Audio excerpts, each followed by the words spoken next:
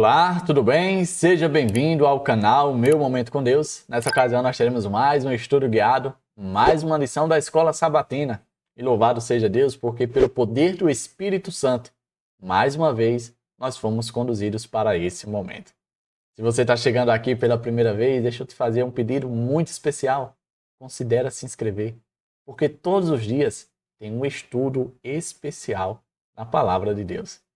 E por meio dessa inscrição, você não vai perder mais nenhum, porque a plataforma vai te notificar e te lembrar dizendo: ei, deixa eu te dizer, tem novidade, tem estudo, tem momento com Deus. E com certeza vai agregar muito na tua experiência de fé, na tua jornada que conduz à vida eterna. Tá bom? Antes de nós conhecermos qual será o tema de hoje, o tema de segunda-feira, eu quero convidar você a orar comigo. Vamos unir os nossos corações nessa prece ao Senhor? Oremos então? Bom Deus que estás nos céus, muito obrigado, Pai, por mais uma oportunidade que o Senhor proporciona a cada um de nós de ter esse estudo na Tua Palavra, de crescer espiritualmente, de amadurecer, de ter esse momento de fato que faz total diferença na nossa experiência de fé. Ah, Deus, nós sabemos que não adianta nada nós separarmos tempo de estudo, de reflexão, de momento contigo, se teu Espírito Santo não estiver presente. Por isso, mais uma vez, nós clamamos do céu. Poder e auxílio, derrama, Pai, sobre nós o teu Espírito, para que por meio dele nós possamos entender, nós possamos enxergar a luz que está diante de nós e que dessa forma a gente te conheça e a cada dia tenha prazer na tua presença. Senhor, perdoa os nossos pecados. Como disse certa vez o teu profeta Isaías, nós somos pecadores e habitamos em meio de pessoas pecadoras. E não há nada que nós possamos fazer para resolver essa situação. E é por isso, Pai, que nós confiamos unicamente nos méritos do teu Filho amado para nos justificar e nos substituir. É em nome dele que nós te pedimos todas essas coisas. Amém. Pois muito bem, chegamos ao dia de segunda-feira. Rapaz, o tempo passa ligeiro, não é? Final de semana voou e hoje já é segunda-feira. E hoje tem estudo, tem bênção de Deus. O tema de hoje é Adorando a Imagem. Nós estamos estudando aí o contexto ali de Daniel, né, que falou ali, no dia de ontem, falou sobre Daniel e a interpretação do sonho do rei Nabucodonosor. E hoje, aparentemente, pelo título, nós já vamos dar um pouco de salto, vamos conhecer um pouco dos amigos de Daniel, né, que a gente viu ali na introdução de sábado, Sadraque, Mesaque e Abednego. Então, vamos partir para o estudo. Logo de cara eu separei aqui um ponto bastante interessante que diz assim, ó: por mais leal que o rei tivesse sido a Daniel e ao seu Deus, porque havia ficado impressionado com a revelação do mistério, que a gente viu no estudo de ontem, isso não durou muito. Olha como são as pessoas, né? Olha como é eu e você. Às vezes a gente olha com muita facilidade para a vida dos outros e diz: rapaz, parece que aquela conversão foi fogo de palha. Aquela mudança todinha mudou da noite para o dia. Voltou a ser, e quem sabe voltou a ficar até pior do que era antes. Sabe que infelizmente essa triste realidade, ela não apenas acontece na vida dos outros, como também pode acontecer na minha e na sua vida se nós não vigiarmos, se nós não demandarmos tempos em ter constantemente, diariamente, o nosso momento com Deus. Percebe o quão importante é ter o teu momento com Deus? Olha o que aconteceu com o rei Nabucodonosor. Quando ele teve a interpretação ali do sonho, quando ele viu que Daniel contou o sonho igual ele tinha sonhado, ele ficou altamente impressionado. Ele passou a ser adorador do Deus de Daniel. Só que, infelizmente, isso não durou muito tempo.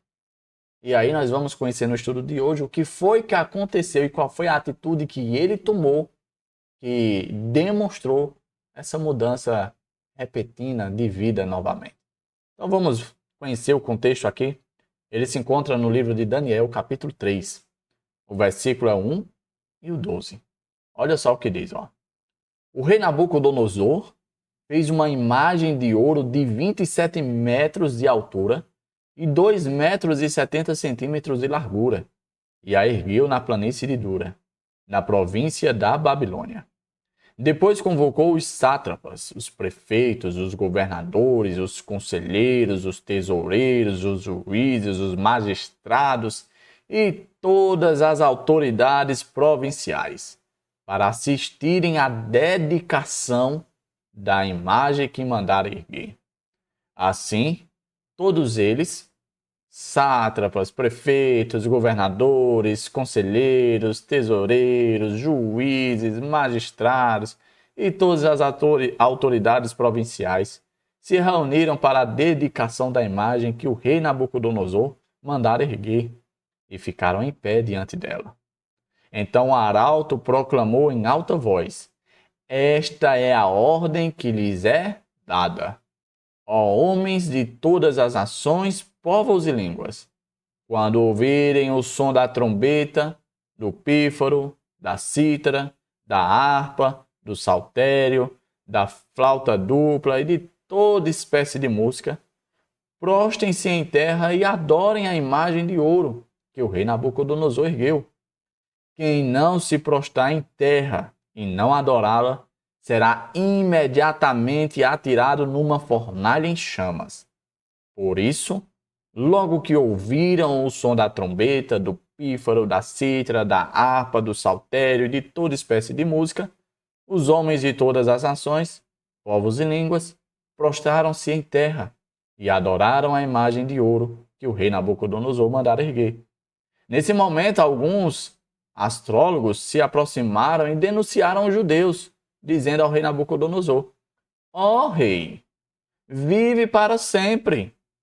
Tu emitiste um decreto, ó rei, ordenando que todo aquele que ouviste o som da trombeta, do pífaro, da cítara, da harpa, do saltério, da flauta dupla e de toda espécie de música, se prostrasse em terra e adorasse a imagem de ouro.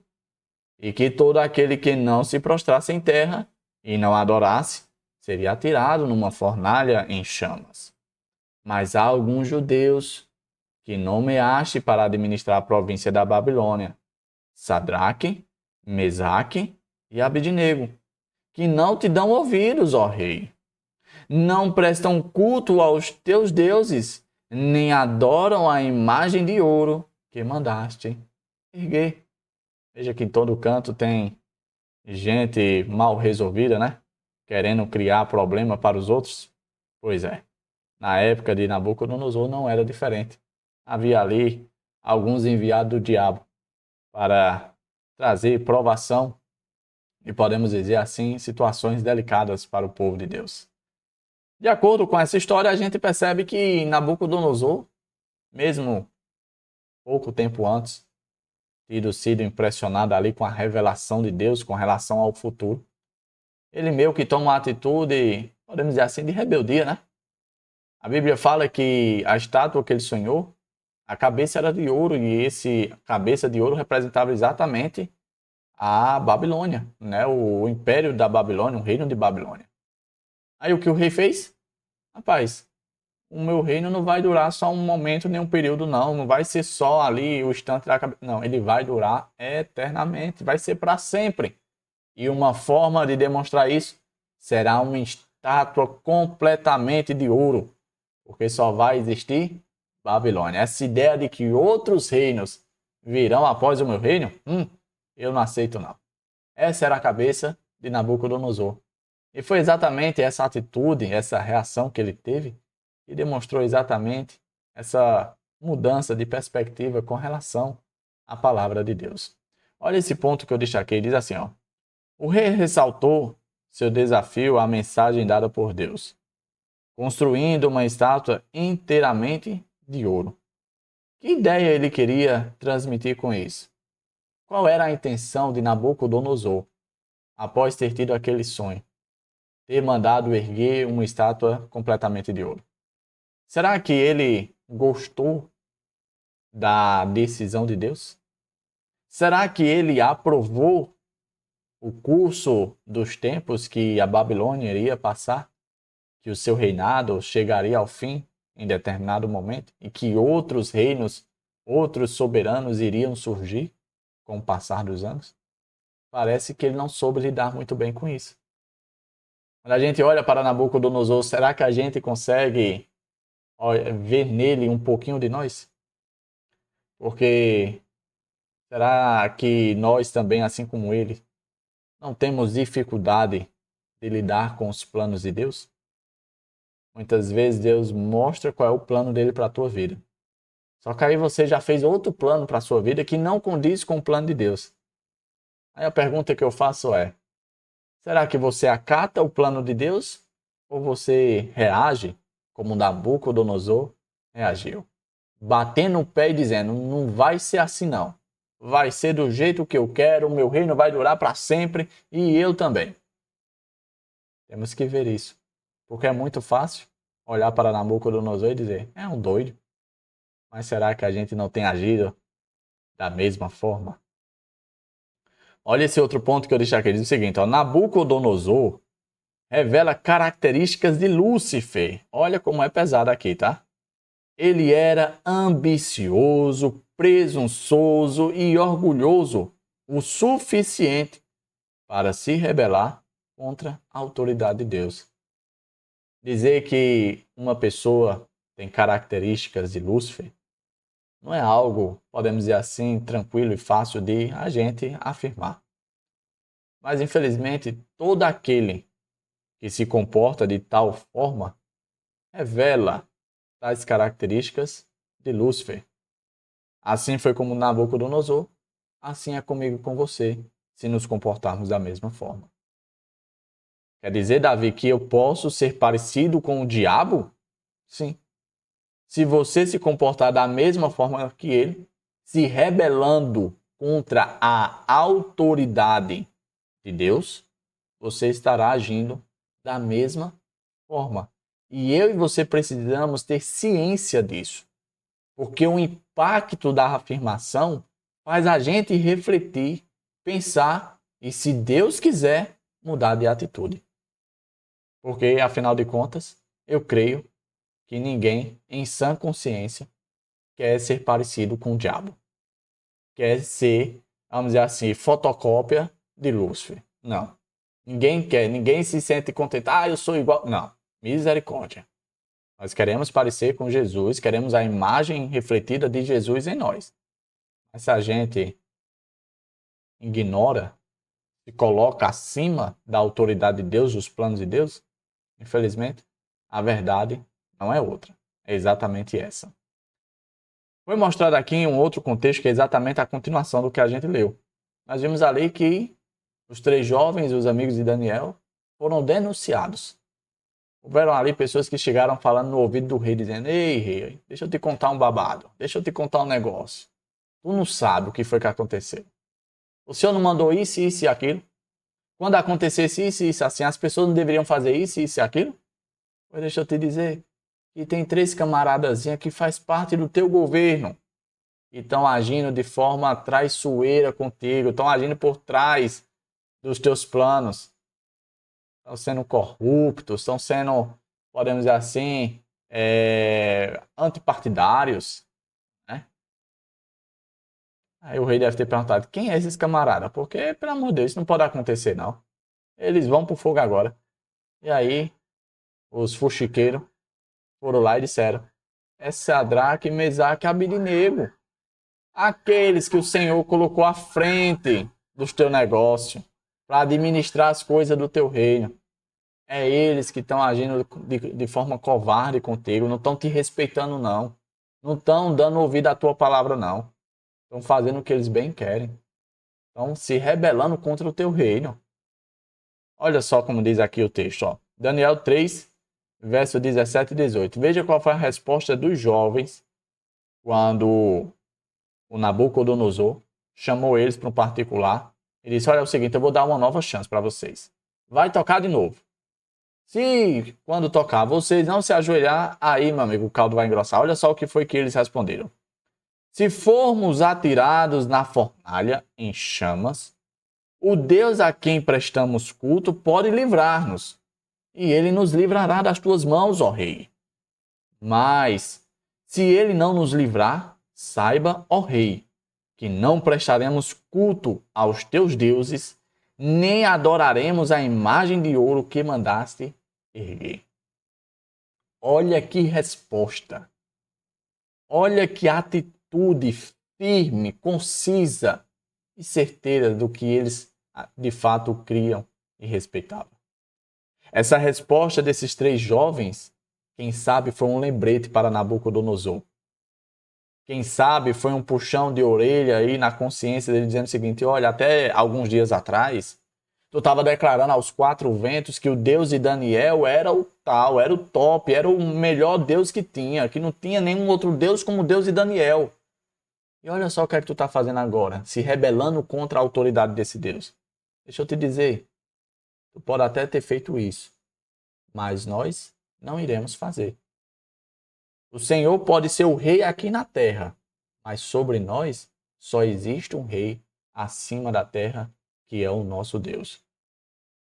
Se Deus quiser nos salvar, Ele vai salvar, porque Ele tem poder para isso, não existe limites para Ele. Afinal de contas, Ele revelou o teu sonho para o nosso amigo, sem tu contar nada do sonho. Ele deu a interpretação do sonho, ou seja, não há limites. O nosso Deus, ele está no controle do tempo, dos planos, de tudo. As coisas vão acontecer de conformidade com o querer do nosso Deus. Afinal de contas, ele é o Deus todo-poderoso e soberano sobre todas as coisas. Mas se ele não quiser, também não tem problema. A gente não vai se prostrar. Não vai ser a ameaça de morte que vai fazer a gente se voltar contra o nosso Deus, assim como aconteceu com você. Os jovens estavam querendo dizer o seguinte: olha, foi só tu saber que o teu reino ia acabar. Foi só tu saber que tu era passageiro, temporário, que tu já cresceu as asas. Já quis ficar grande. Já quis criar uma estátua e dizer que tu é eterno, que tu é... As coisas não é assim não, Nabucodonosor. A pergunta que nós devemos fazer para refletir, porque refletir sobre esses três jovens é extraordinário e lindo. A questão é, e nós? E eu e você? Será que teríamos coragem e a mesma atitude que eles tiveram em frente à possível morte que estavam diante deles?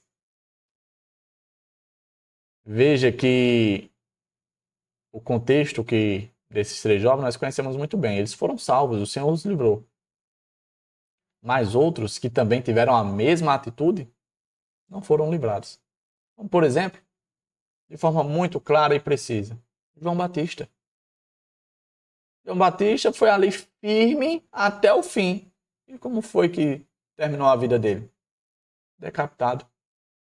Uma cabeça em uma bandeja. Morreu. E não houve livramento ali para João Batista e tantos outros, como o caso de Estevão, que também foi firme na defesa de sua fé e morreu também. Sabe, queridos, os planos de Deus, eu e você não conhecemos e não sabemos como serão. Mas Deus é soberano. E se tiver dentro do plano dele, do cronograma dele, salvar, livrar, ele vai fazer. Se não, isso não deve, podemos dizer assim, tremular a minha confiança, a minha fé, a minha devoção, a minha entrega a Deus. Afinal de contas, não é pelo que ele faz por nós que nós somos fiéis, mas nós somos fiéis pelo que ele é. E ele é Deus. Olha o que diz esse último ponto aqui para nós encerrarmos o nosso estudo. Muito facilmente, esses três homens poderiam ter apresentado justificativas para sair daquela situação perigosa. Quem sabe, quando Nabucodonosor chamasse a atenção deles, eles poderiam dizer: rapaz, a gente não ouviu não, rapaz. Quem foi que disse? Homem, deixa eu te dizer. Fazer o seguinte, manda tocar aí de novo. Tá só nós aqui, ninguém vai saber mesmo. A lição até falou aqui. Será que eles não podiam se prostrar e fingir que estava ali amarrando um cadastro do sapato? Isso é eu e você, gente. Infelizmente. A gente com medo das consequências, né? com medo de, quem sabe, passar maus bocados, a gente fica dando jeitinho para evitar os maus bocados da vida. Você sabia que haviam vários judeus ali junto com esses três? A Bíblia menciona que somente eles três ficaram em pé. O que foi que aconteceu com os outros? Eles não temiam a Deus, não? Quem sabe passou pela cabeça deles dizendo o seguinte: olha, eu sou mais útil para Deus vivo. O que adianta eu morrer? A pregação do evangelho não será mais, vamos dizer assim, pregada se eu morrer. Por exemplo, eu poderia dizer: rapaz, o que adianta eu obedecer aqui piamente e morrer? E o canal Momento com Deus vai acabar, vai morrer. Não vai ter mais meditação, não vai ter mais estudo da lição. Então é melhor eu ceder em algumas coisas para poder continuar com a obra, com o trabalho. É assim? É dessa forma que nós temos? Não, mas eu tenho que equilibrar, porque senão eu vou perder seguidor, eu vou perder like, eu vou perder audiência. Será que Deus está interessado com isso? Certa vez, Jesus falou com uma mulher samaritana, respondendo a ela com relação ao local de adoração. Os judeus falam que é lá em Jerusalém e tal, nós achamos que é aqui, e aí onde é que é?